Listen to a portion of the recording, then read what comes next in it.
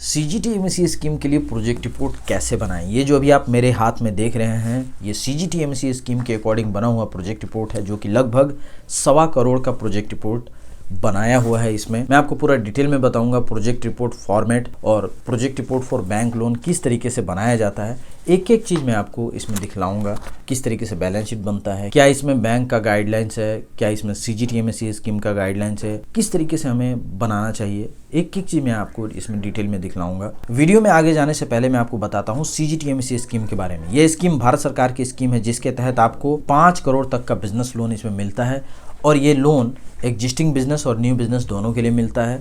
Service sector हो गया, trading हो गया या मैन्युफैक्चरिंग हो गया, सब के लिए इसमें आपको लोन मिल जाता है। इस स्कीम का फ़ायदा क्या है? इस स्कीम का सबसे बड़ा फ़ायदा ये है कि अगर आपका लोन अमाउंट 1 करोड़ से नीचे है तो आपको 100% सिक्योरिटी गारंटी देने की ज़रूरत नहीं है। सिर्फ और सिर्फ आपको 15% टोटल लोन अमाउंट का गारंटी देना होगा। एग्जाम्पल, 1 करोड़ का लोन है तो आपको सिर्फ 15 लाख का ही मॉर्गेज देना होगा, 15 लाख का ही आपको सिक्योरिटी देना होगा। बाद बाकी इसमें सरकार की तरफ से आपको छूट मिल जाता है। दूसरा हो गया, अगर आपका लोन 1 करोड़ से ज़्यादा है और 5 करोड़ से कम है तो आपका जो सिक्योरिटी गारंटी होगा वो 25% of the total project cost इसमें जाता है। तो इस स्कीम का सबसे बड़ा जो प्लस पॉइंट है वो यही है। नेक्स्ट बात करते हैं हम रेट ऑफ इंटरेस्ट में। तो रेट ऑफ इंटरेस्ट भी काफ़ी नॉमिनल इसमें लगता है। अगर आप प्राइवेट बैंकों से लोन लेने के लिए जाएंगे तो वहाँ पे रेट ऑफ इंटरेस्ट ज़्यादा लगता है, इसमें आपको कम लगता है। अब मैं आपको एक एक चीज़ डिटेल में दिखाता हूँ प्रोजेक्ट रिपोर्ट में किस तरीके से प्रोजेक्ट रिपोर्ट बनता है और फिर मैं आगे की बात प्रोजेक्ट रिपोर्ट दिखाते हुए ही करूँगा।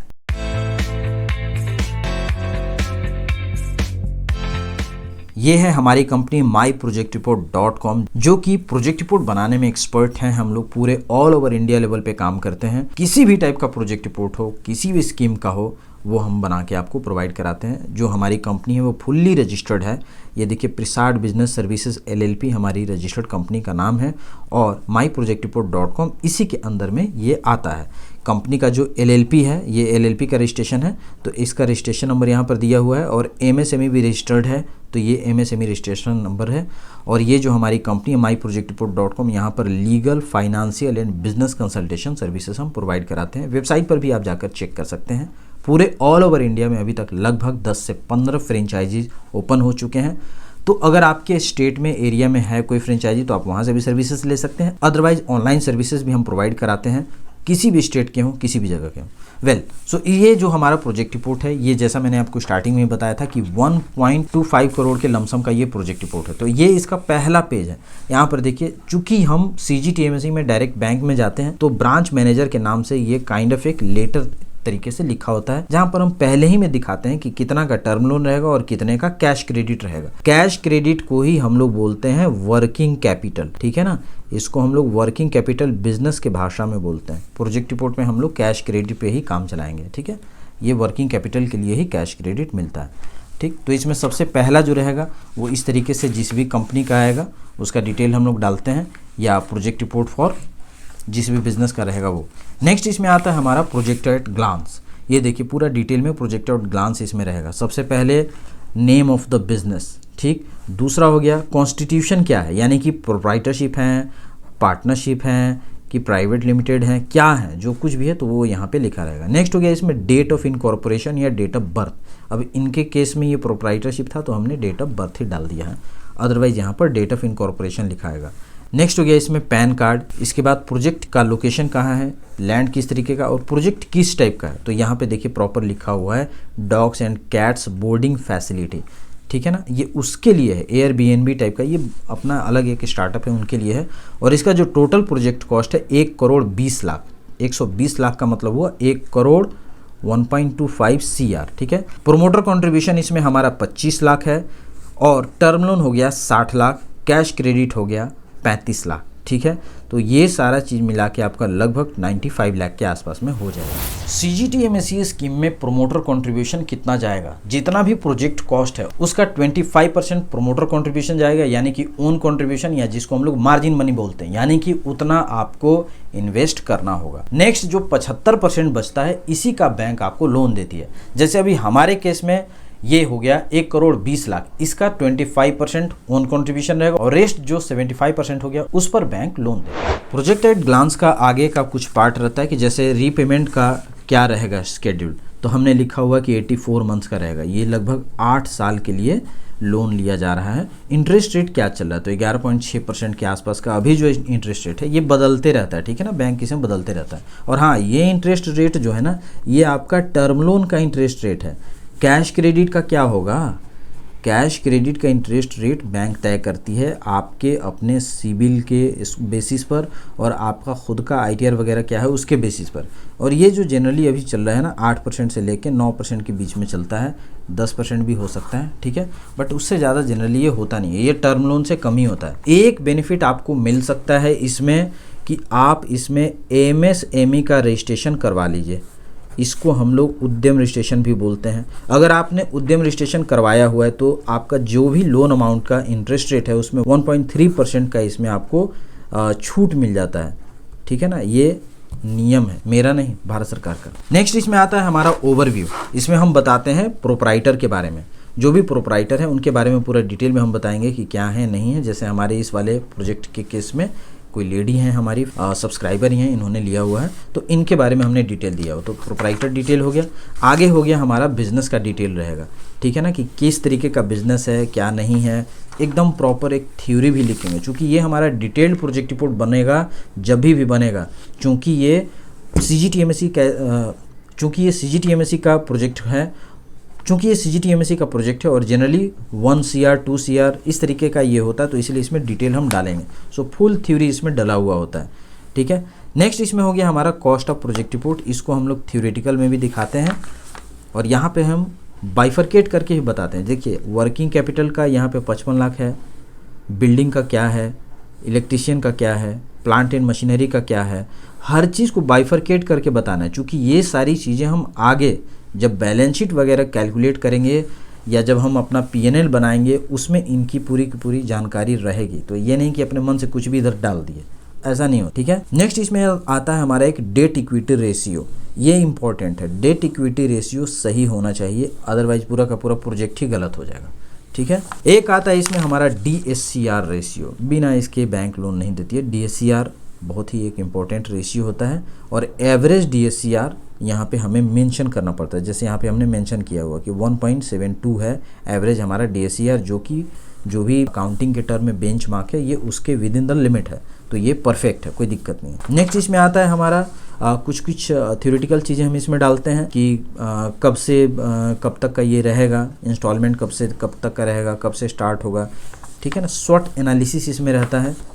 और नेक्स्ट इसमें आ गया हमारा लिस्ट ऑफ कैपिटल एक्सपेंडिचर। जो भी आपको टर्म लोन मिलेगा वो कैपिटल एक्सपेंडिचर के लिए ही तो मिलेगा, तो जो भी आपका कैपिटल एक्सपेंडिचर है उसको भी हमें शो करना है। जैसे यहाँ पे हमने लिख दिया सिविल कंस्ट्रक्शन के लिए इतना मिलेगा, इतना हमें चाहिए, ठीक है ना। वहीं plant and machinery grooming centre के लिए इतना चाहिए, तो ये टोटल ओवरऑल मिला के हमारा इतना हो गया, ठीक है, GST के साथ, और इसी पर बैंक आपको टर्म लोन देती है। नेक्स्ट इसमें हमारा हो गया कॉस्ट ऑफ प्रोजेक्ट, जिसमें हमने इस चीज़ को फिर से दोबारा हमने मेंशन किया हुआ है। बैंक फाइनेंस कैसे कैसे कर रही है, तो वर्किंग कैपिटल पे इतना, बिल्डिंग एंड कंस्ट्रक्शन पे इतना, इलेक्ट्रिकल इंस्टॉलेशन पर इतना, सिक्योरिटी डिपॉजिट लैंड ओनर इतना, इस तरीके से ये सारी चीज़ें लिखी हुई रहेंगी। नेक्स्ट इसमें आता है हमारा डिप्रिसिएशन। डिप्रिसिएशन हम जब भी बनाते हैं जनरली WDV मेथड पे बनाते हैं और इसका जो रेट होता है वो 15% होता है। प्लांट एंड मशीनरी पे लगभग 10% के आसपास में लेके हम लोग चलते हैं। तो ये जितने साल का है उतने साल का ये बनता है। जैसे हमारे वाले केस में मैंने आपको स्टार्टिंग में बताया था कि हम 8 साल के लिए बना रहे हैं, ठीक है ना। तो 2031 यहाँ पे है और इसी का कंटिन्यूटी में आके 2032 यहाँ पर जाकर ये 8 साल इसका पूरा हो रहा है। तो ऐसे करके हम इसका डिप्रिसिएशन कैलकुलेट करेंगे और इसको हम आगे मेंशन भी करते हैं। नेक्स्ट इसमें हो गया हमारा कि किस तरीके से हम टर्म लोन को पे करेंगे। जैसे हमारे वाले केस में हम 60 लाख का टर्म लोन ले रहे हैं, इंटरेस्ट रेट ये है, तो रीपेमेंट पीरियड क्या है, 84 मंथ। मोरेटोरियम पीरियड क्या है, मतलब कि बीच में अगर किसी को कूलिंग ऑफ पीरियड चाहिए, यानी कि काम स्टार्ट करने के लिए कुछ समय चाहिए, तो 2 महीना 3 महीने 6 महीना, जनरली बैंक 6 महीना ही देती है, उससे ज़्यादा फिर आपको बैंक से बात करना पड़ता है, लेकिन 3 महीना 4 महीना 5-6 महीने तक का बैंक दे देती है। तो इस तरीके से करके यहाँ पे रीपेमेंट का स्केड्यूल बनता है, जहाँ पे हम प्रॉपर बताएंगे कि EMI क्या रहेगा, प्रिंसिपल अमाउंट, बैलेंस अमाउंट क्या रहेगा।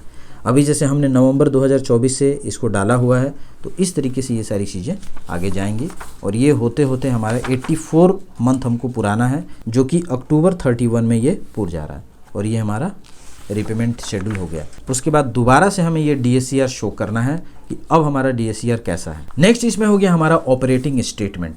एक चीज़ आप ध्यान दीजिएगा कि 2025 का जब भी बना हुआ तो ये ज़्यादातर खाली है। क्यों है? क्योंकि ये जो प्रोजेक्ट रिपोर्ट है ये हमने बनाया है नवंबर में, तो नवंबर के बाद 3 से 4 महीने का ही टाइम मिलता है और हमने मॉरेटोरियम पीरियड ही 6 महीने का ले लिया।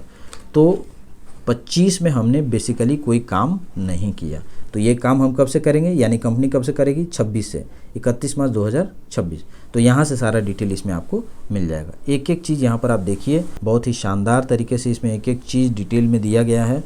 आप देखेंगे जब भी आप प्रोजेक्ट रिपोर्ट बनवाएंगे हर चीज़ आपको समझ में आ जाएगा।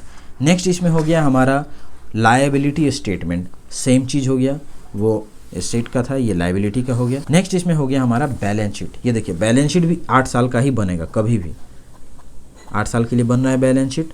प्रॉपर वे में हर चीज़ शो किया जाएगा, जो भी हमने वहाँ पे बताया है वो यहाँ पे लिखा हुआ है ना। तो इस तरीके से ये पूरा बैलेंस शीट बनेगा। यहीं पे अंत में आके नेट वर्किंग कैपिटल क्या है नहीं है वो सारी चीज़ें इसमें रहेंगी।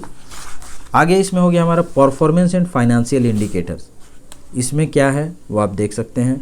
प्रॉपर वे में इसमें नेट वर्किंग कैपिटल के बारे में भी बताया जा रहा है, कुछ रेशियोज है, एफिकेसी रेशियोज है, रिस्क रेटिंग रिलेटेड रेशियो इसमें दिया गया है। नेक्स्ट इसमें हो गया हमारा inventory and receivables holding level.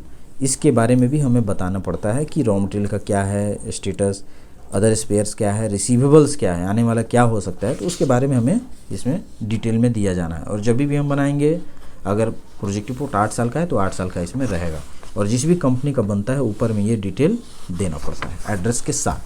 Next इसमें हो गया हमारा ABF स्टेटमेंट।